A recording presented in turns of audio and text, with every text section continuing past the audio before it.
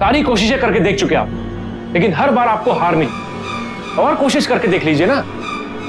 लेकिन सच बात तो यह है कि केतकी को मुझसे कोई जुदा नहीं कर पाएगा।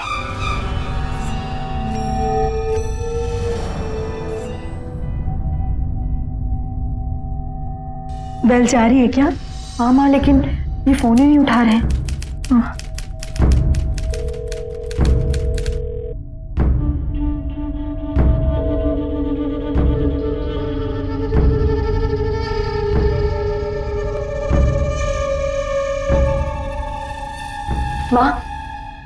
माँ मुझे बहुत चिंता हो रही है। चलिए ना, हम इनके ऑफिस तक जाके आते। हाँ चलो चलो। इतना लेट तो कभी नहीं किया उसने। मुझे भी कुछ समझ में नहीं आ रहा बा, बहुत चिंता हो रही है। कितनी बार फोन ट्राई किया, फोन भी नहीं उठा रहे। वो भीड़ कैसी है? अरे भैया जरा आगे चल के रोकना। बा चलिए बा। हाँ देखो तो सही,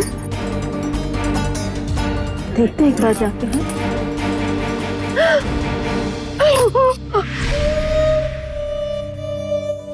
10 जून 2003 अहमदाबाद में रहने वाले 24 वर्षीय विपुल गनात्रा की बेरहमी से हत्या कर दी गई। जी हाँ, विपुल डायमंड किंग कहे जाने वाले जेजी बारोत की बेटी केतकी का पति था।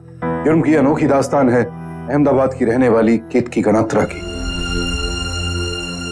बेटा, नियति के आगे तो किसी की नहीं चलती। विपुल मुझे छोड़ के कैसे जा सकते हैं पापा? बेटा, सच्चाई को तो हमें स्वीकारना ही पड़ेगा ना। एक्सक्यूज मी, पोस्टमार्टम की रिपोर्ट आ गई।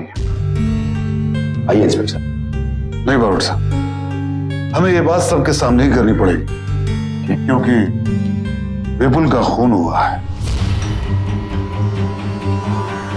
क्या? उसके सर पे जो गहरा घाव लगा था वो किसी नुकीली और भारी औजार से किया गया है। लेकिन सर पे घाव तो किसी व्हीकल की टक्कर से भी हो सकता है। हो सकता है, लेकिन रोड के आसपास कोई भी ऐसी नुकीली चीज नहीं थी। और जो भी हो, लेकिन वो घाव मौत की वजह नहीं। तो फिर किसी ने गला घोटकर उनका खून किया है।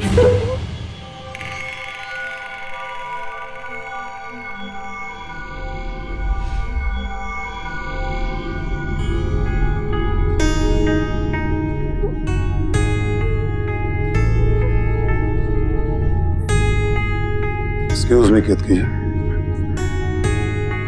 अच्छा केतकी, ये बताइए कि विपुल का रूटीन क्या था? वो घर आने के बाद अक्सर बाहर जाया करते थे? जी नहीं सर, वो घर आने के बाद कहीं नहीं जाते थे। उनकी किसी से दुश्मनी या कोई पुराना झगड़ा?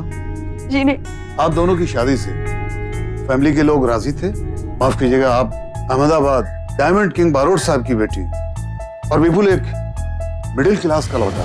शुरू में मेरे भाई और मेरे पापा को एतराज था, लेकिन बाद में सब सही हो गया था। सब मान गए थे। रफ डायमंड देखकर ही मैं परख लेता हूं कि कोहिनूर बनेगा या कांच का टुकड़ा। डायमंड किंग ऐसे नहीं कहते मुझे। इंस्पेक्टर साहब, हीरा परखना तो अपना धंधा है जी। विपुल लड़का हीरा था, हीरा।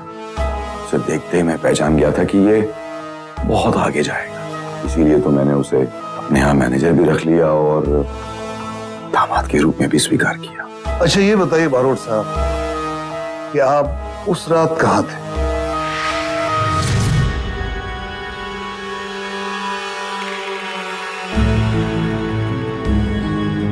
इंस्पेक्टर,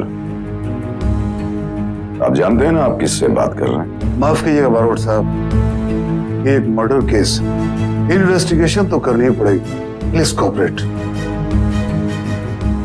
सॉरी जी, उस रात मैं अपने दोस्त हिमजी पटेल के बेटे की एंगेजमेंट पार्टी पे गया था। मेरे दोनों बेटे अर्जुन और संदीप भी मेरे साथ थे। उस रात पार्टी में आप कितने बजे से कितने बजे तक थे वहां? जी यही कोई 9 से 11 बजे तक। हाँ, 11 बजे मैं वहां से निकला। Okay, thank you so much.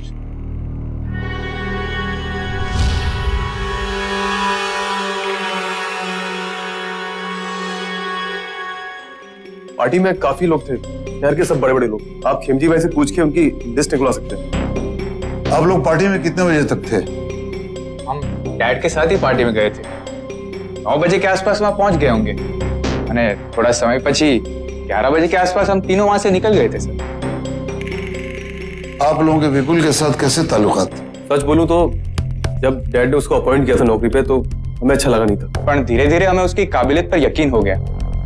Dad का डिसीजन गलत नहीं होता सर। और ऑफिस में सब उसकी इज्जत करते थे काफी। विपुल का किसी के साथ झगड़ा या किसी से जाती दुश्मनी, इसके बारे में आप लोग कुछ बताएंगे? विपुल का काम करने का स्टाइल बिल्कुल अलग था। वो धौंस भी जमाता था तो प्यार से। उसका किसी से झगड़ा हो ही नहीं सकता सर। ओके।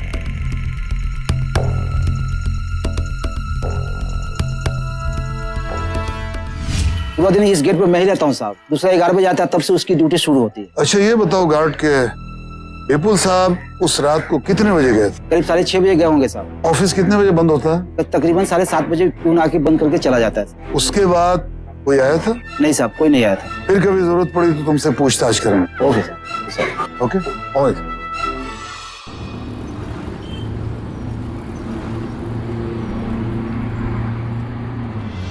लेकिन ये सब आप मुझे क्यों पूछ रहे हो? देखिए खेमजी भाई, ये एक फॉर्मल इन्वेस्टिगेशन, टेंशन वाली कोई बात नहीं। तो ठीक है।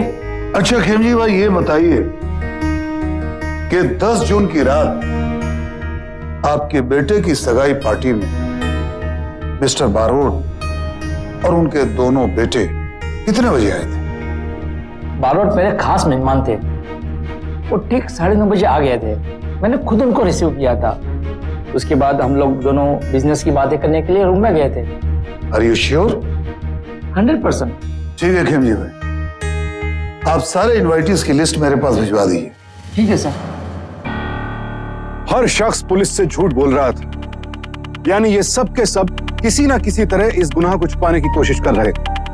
हम आपको बता दें कि किसी संगीन अपराध को छुपाने की कोशिश करना या गलत इंफॉर्मेशन देना भी एक संगीन अपराध माना जाता है। जांच के शुरुआती दौर में पुलिस के सामने सिर्फ झूठे बयान ही थे। ऐसे में कानून के लिए सबसे बड़ी चुनौती ये थी कि कैसे इन बेबुनियाद बयानों के बीच से कोई ठोस सबूत ढूंढ निकाला जाए।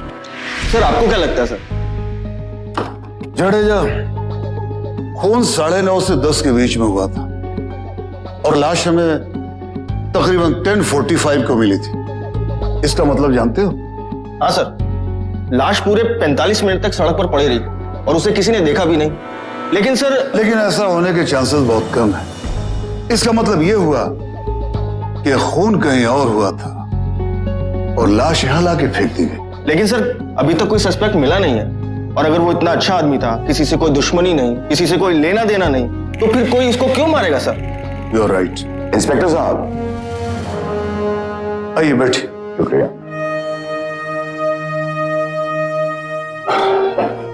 बताइए बारोट साहब, कैसे आना हुआ? इंस्पेक्टर साहब, मेरी जानकारी में एक बहुत ही अजीब सी चीज आई है। बताइए। दरअसल में एंटवर्प में हमारे क्लाइंट्स का एक 15 लाख का ऑर्डर था। डायमंड्स पॉलिश होके रेडी थे और विपुल ही उनका इंचार्ज था। तो वो डायमंड्स मिसिंग हैं। अब ये पेपर्स हैं, आप सब डिटेल्स इस पर पाएंगे।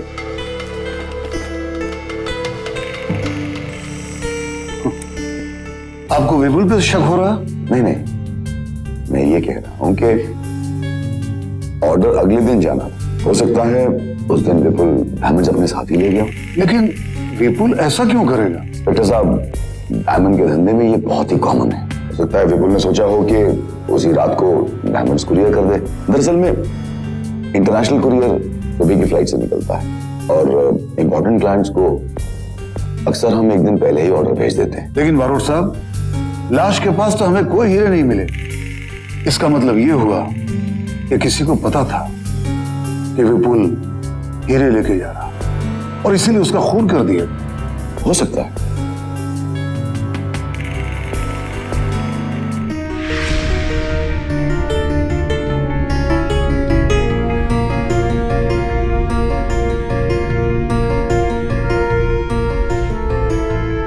अब पुलिस इस बात की तफ्तीश कर रही थी कि विपुल के पास हीरे होने की बात किस किस को पता थी, लेकिन यह तहकीकात गलत दिशा में थी। क्योंकि हकीकत तो ये थी कि खुद जेजी बारोट ने हीरे गायब किए थे और अब वही पुलिस को भी गुमराह कर रहा था। जेजी बारोट अब अपनी बेटी केतकी को अपने घर वापस लाना चाहता था ताकि वो विपुल को हमेशा के लिए भूल जाए, और सिर्फ इसी वजह से उसने ये खतरनाक साजिश रची थी। सरोज बहन, जो होना था तो हो गया, लेकिन केतकी के आगे तो उसकी पूरी जिंदगी पड़ी है। सच कह रहे हैं आप। गहरे जख्म नासूर बन जाएं, उससे पहले उन पर मरहम लगाना बहुत जरूरी है। मैं समझ सकती हूँ। केतकी घर लौटेगी, 2 लोगों से बात करेगी, संभल जाएगी, वरना मुझे डर है कहीं इस सदमे की वजह से कुछ वो ऐसा वैसा ना कर बैठे। आप ले जाइए उसे अपने साथ, यही सही होगा। सरोज बहन, मैं अपनी बच्ची को अच्छी तरह पहचानता हूं, मेरी बात नहीं मानेगी। अब आपकी बहू है, प्लीज आप ही उसे समझाइए। जी, मैं कोशिश करूंगी।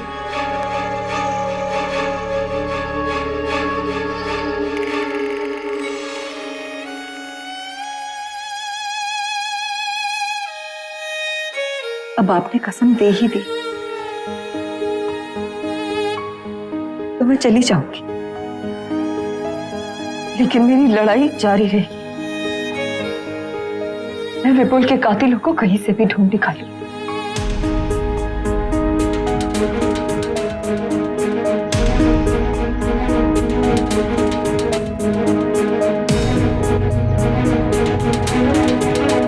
केतकी को अपने मायके में रहते हुए 4 महीने बीत चुके थे। जेजी बारोट को लगने लगा था कि वो अपने मंसूबे में कामयाब हो चुका है। गुजरते वक्त के साथ साथ पुलिस की भी इस केस में दिलचस्पी कम होने लगी थी, लेकिन केतकी अपने सुहाग के हत्यारे के हाथों में कानून की हथकड़ी देखना चाहती थी। लिहाजा वो हर रोज पुलिस स्टेशन जाकर इस केस में लगातार जान फूंकती रही। केतकी बेटा। जी बाप। कहाँ जा रही हो केतकी बेटा? पुलिस स्टेशन जा रही हूँ बाप। बेटा ऐसे कब तक चलेगा? पुलिस अपना काम कर रही है ना, फिर तुम क्यों? नहीं बाप, मेरा घर में मन नहीं लगता। मन तो लगाने से लगता है ना बेटा। अब तुम अपने घर में हो, इस घर की इकलौती बेटी। तुम्हारी माँ कितनी खुश हो रही होगी कि उसकी बेटी अपने घर वापस आ गई है। बेटा, इस घर में तुम पैदा हुई हो, बड़ी हुई हो, यहाँ खेली हो यहाँ पर, और आज इसी घर में तुम्हारा मन नहीं लग रहा बेटा? पुलिस स्टेशन तो जाना है पापा, मैं जाके आती हूँ।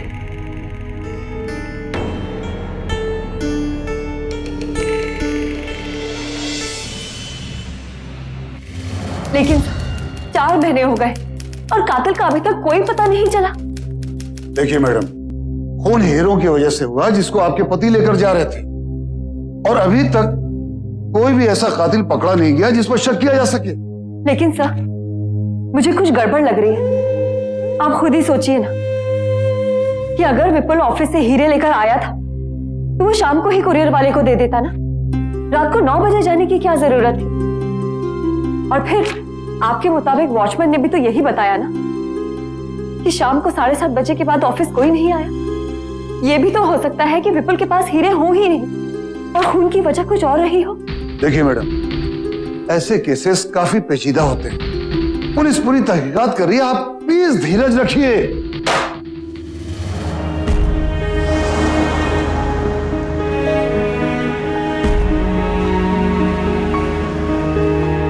पति की मौत के बाद किसी भी स्त्री का टूट जाना बेहद स्वाभाविक है, और फिर केतकी की उम्र तो अभी मात्र 24 साल थी। लेकिन उसकी उम्र भले ही छोटी थी, हौसले बुलंद थे। केतकी जानती थी कि पुलिस अब इस केस में दिलचस्पी नहीं ले रही है, इसलिए उसने खुद लोगों से पूछताछ करनी शुरू कर दी।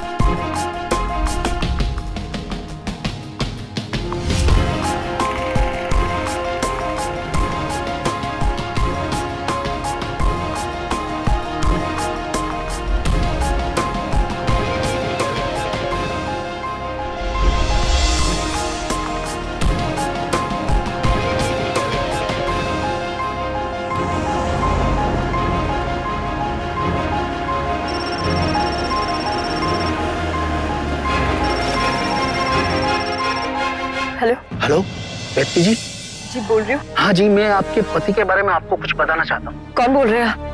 क्या बताना चाहते हैं आप उनके बारे में? आज शाम को आप मुझे पुराने मंदिर के पीछे मिली, पर हाँ मेरी एक शर्त है। वो क्या? अगर आप चाहती हैं कि मैं आपके कुछ काम आ सकूं, तो आप किसी को मत बताइए कि आप मुझसे मिलने आ रही। मैं किसी को नहीं बताऊंगी।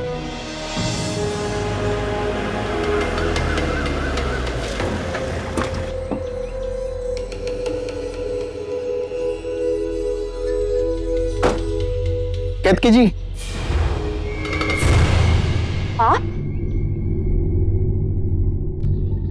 आप तो हमारे ऑफिस में अकाउंट भीका नाम है ना आपका? ये सब बताने का टाइम नहीं है, मैं तुम्हें कुछ और बताना चाहता हूँ। इन भीका काका आपने मुझे इस तरह यहाँ? मैंने कहा ना, ये सब बताने का टाइम नहीं है। मैं जो कह रहा हूँ वो ध्यान से सुनो।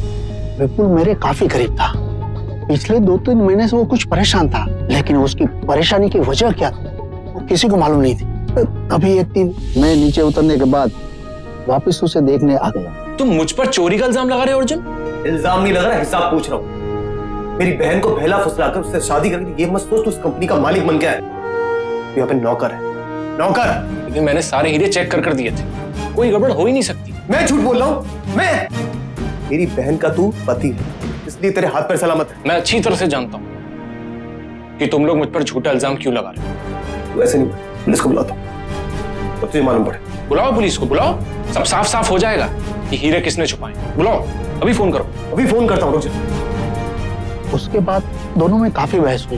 विपुल बार बार कह रहा था कि मैं उसके जैसा नहीं हूँ जो तुमसे डर के वीरमगाम भाग जाऊं। वीरमगाम? हाँ। वहाँ तो इनके चाचा गए थे तकरीबन 7-8 महीने पहले। वो शायद उसी की बात कर रहा था।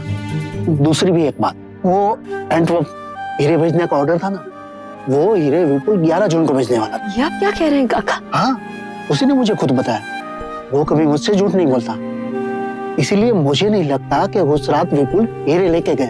काका, अगर आपको ये सारी बातें पता थी तो आपने पुलिस को क्यों नहीं बताई? बेटा, ये धंधा विश्वास का है।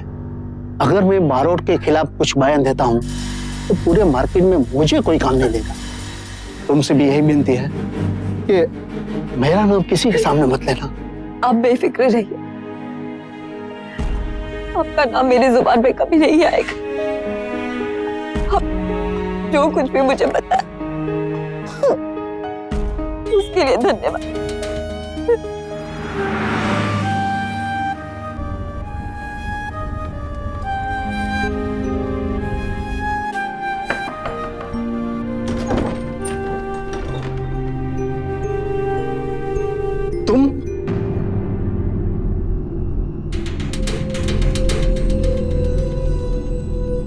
तुम यहां भी चली आई?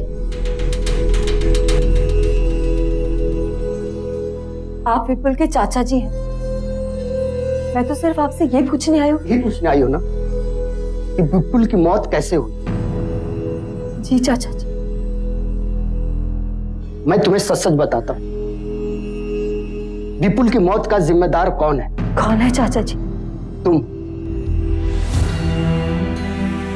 हाँ, तुम्हारी वजह से उसकी जान गई।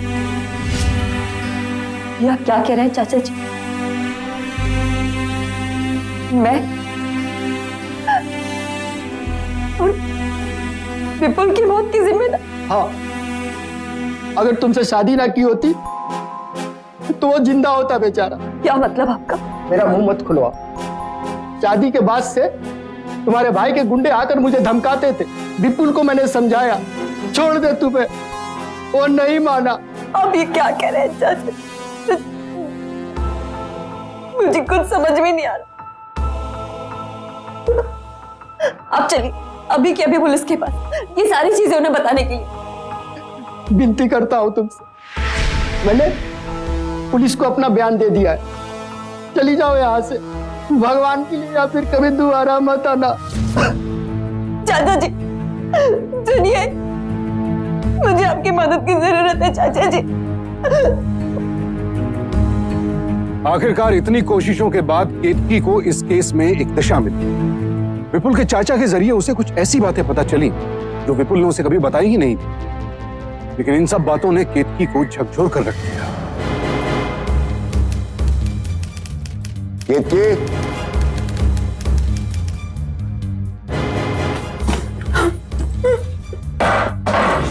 केतकी,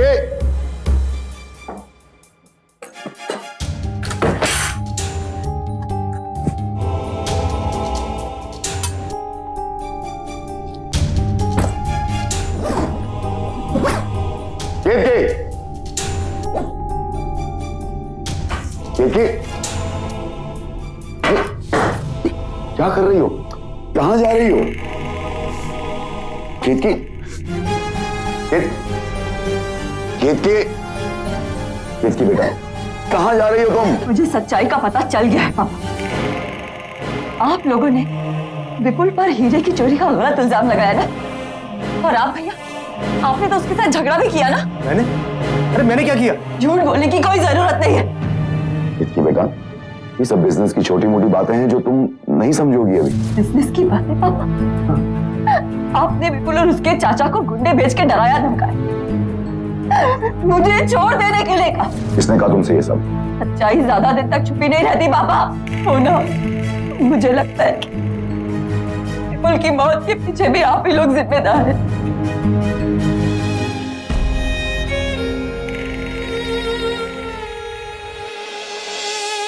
प्रिया, उस दिन खेमजी अंकल के बेटे के एंगेजमेंट पार्टी में गई थी ना? हाँ, लेकिन हुआ क्या? मेरे भाई पार्टी में कब आए थे? तो ये सब क्यों पूछ रही है? I mean, पुलिस ने भी 1-2 बार फोन किया था। प्रिया, तू मेरी फ्रेंड है ना, तो प्लीज अभी ये सब मत पूछ। सिर्फ इतना बता कि मेरे भाई कब आए थे पार्टी में। वो तो वहाँ पहले से ही थे। Are you sure? हाँ, खेमजी अंकल के बेटे के साथ काफी मस्ती कर रहे थे। 9:30 बजे के पहले या उसके बाद? अरे नहीं बाबा, उससे पहले 9:45 पर रिंग सेरेमनी स्टार्ट हुई, उसके बाद खाना स्टार्ट हो गया था। सारी मस्ती उससे पहले ही हुई। और मेरे पापा, वो कब आए? वो कब आए ये तो मैं नहीं जानती, मैंने तो बस उनको खाने पर ही देखा था। मुझे अच्छे से याद। खेमजी अंकल के साथ अंदर होंगे तो मुझे मालूम नहीं। उस दिन और कौन कौन आया था पार्टी में?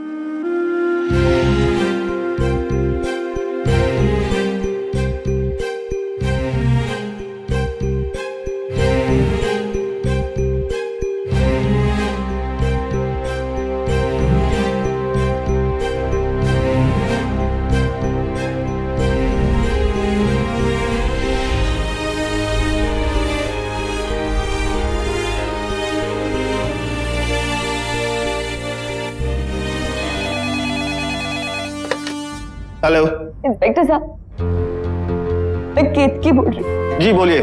मैं मिस्टर जे.जी. बारोट के खिलाफ कंप्लेंट लिखवाना चाहती हूँ।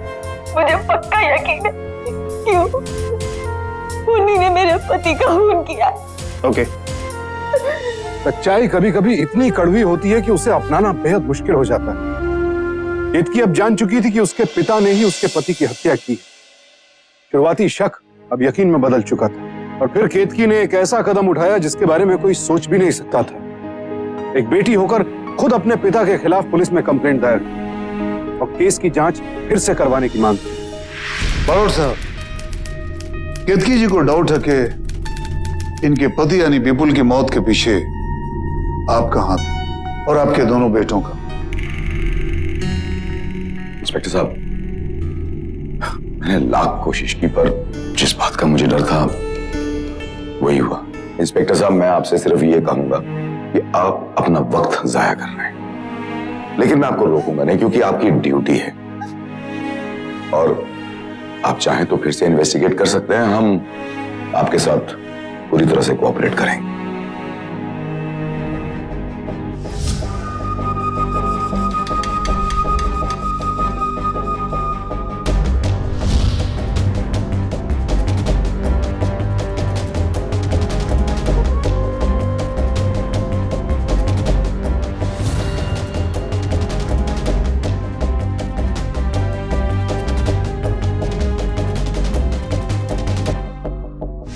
बेटी, तुझे पता तो है ना कि तू क्या कर रही है? विपुल के कातिलों को सजा दिलवाने की कोशिश कर रही हूँ। तेरे पिता हैं, लेकिन शायद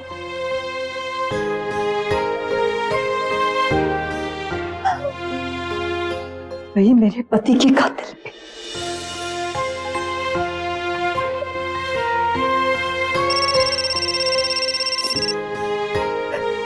हेलो। कांग्रेचुलेशन केतकी जी, आपके पति का खूनी पकड़ा गया। हाँ, उसने खुद सरेंडर किया। क्या? आप जितना जल्द हो सके पुलिस स्टेशन आ जाइए। जी।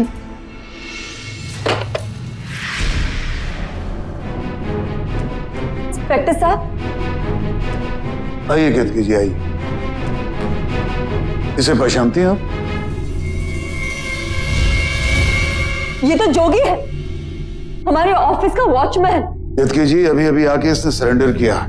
इसका कहना है कि हीरो के लालच में इसी ने विपुल का खून किया। ये झूठ है इंस्पेक्टर साहब, ये झूठ है। आप समझने की कोशिश करिए ना, इस गरीब इंसान को पैसे का लालच देकर इससे सरेंडर कराया गया है। केतकी जी, ये हीरे इसी के पास से बरामद हुए हैं। जो हीरे खून कर सकता है वो इसे भी तो दे सकता है ना। केतकी जी, रिलैक्स, प्लीज रिलैक्स। आप चिंता मत कीजिए, इसने सरेंडर किया है, इसका यह मतलब नहीं कि हम इसकी बात मान लें। हम असली मुजरिम को पकड़ के रहेंगे। केतकी अब हताश हो चुकी थी। जेजी बारोट ने अपने पैसे की ताकत पर उस चौकीदार को खरीद लिया था। चंद लाख रुपयों के लालच में उस बेगुनाह चौकीदार ने जेजी बारोट का गुनाह अपने सर ले लिया। लेकिन किसी के सरेंडर कर देने भर से जांच खत्म नहीं हो जाती। अहमदाबाद की पुलिस इस आत्मसमर्पण को लेकर बेहद सतर्क थी। वो जोगी की बात को आसानी से मानने के लिए तैयार नहीं थी। जडेजा, मुझे केतकी की बातों में दम लगता है। बात तो सही है सर, कंपनी का मालिक है बरोट, बरोट के खिलाफ कोई सच बोलेगा नहीं, तो सर सच का पता चलेगा कैसे? सर मुझे लगता है कि अगर जोगी की ठीक से मरम्मत की जाए ना सर, तो वो पक्का सच उगलेगा। नहीं जडेजा, नहीं। जो इंसान पैसों के लिए फांसी के फंदे से नहीं डरता, वो फिर इस डंडे से क्या डरेगा? अगर उसने सिर्फ पैसों के लिए सरेंडर किया है तो वो सच नहीं बताएगा। ये बात भी सही है सर। डंडे का इस्तेमाल उस इंसान पे किया जाता है जो इस डंडे से डरे। समझ गया सर। ये यारी दोस्ती में तुमने क्या कर दिया? सीधा 302 लगेगी खेमजी भाई। क्या 302? फांसी भी हो सकती है और बहुत कम होगा तो उम्र कैद तो पक्की है।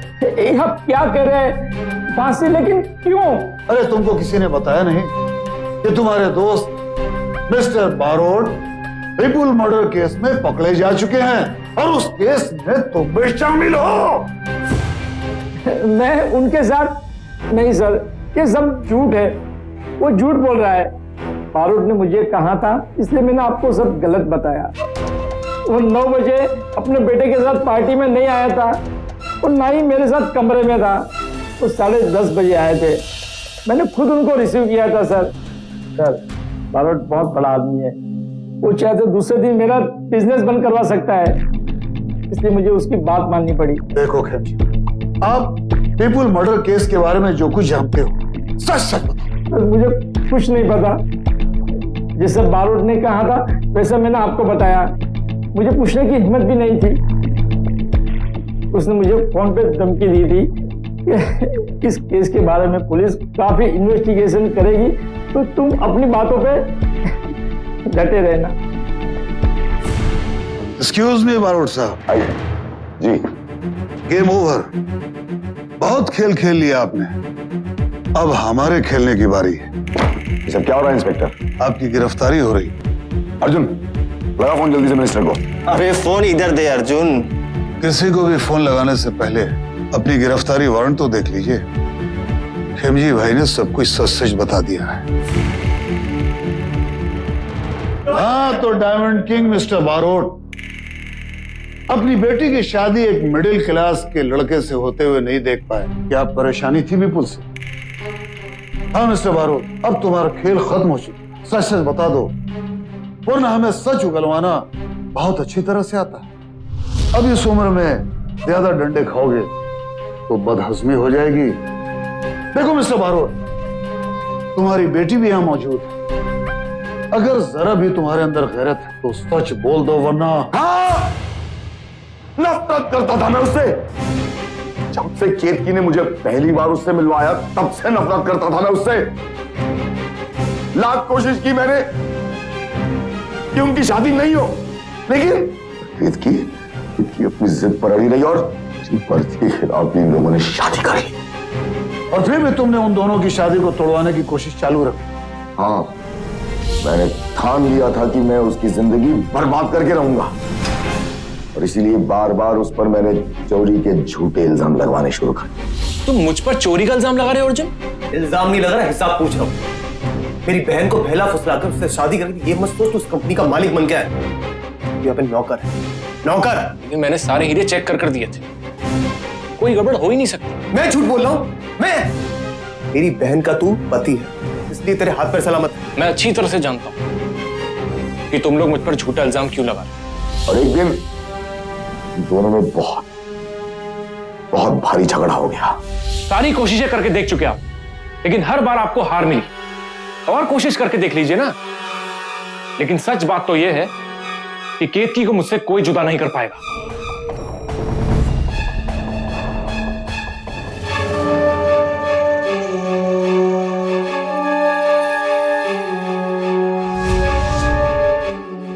लेकिन मैं उसे मारना नहीं चाहता था, और उसको मार देने का कोई अफसोस भी नहीं था मुझे। हड़बड़ाहट में मुझे पता ही नहीं चला कि उसकी मौत गला घुटने से हुई। मुझे लगा कि वो सिर की चोट वजह से मरा है। घिन आती है मुझे आप पे, और घिन आती है अपने आप पे कि मैं आपकी बेटी हूँ।